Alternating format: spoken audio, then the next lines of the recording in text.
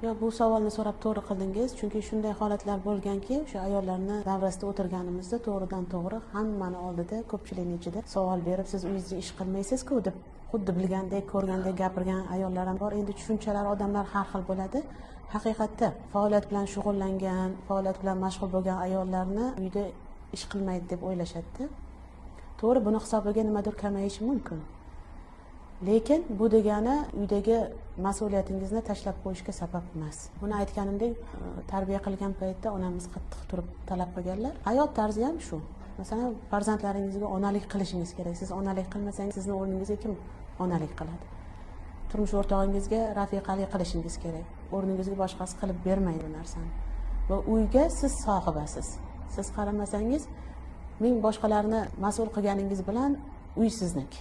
Ba'zida o'sha ko'chada qilayotgan ishingizdan ko'ra muhim bo'ladi. Ayol uchun birinchi o'rinda xonadoni, eri, farzandlari. Mana bu narsalarni o'rniga qo'yib, bunga zarari tegmaydigan bo'lsa, keyin jamiyatga o'zini xizmatini taqdim qilishi mumkin.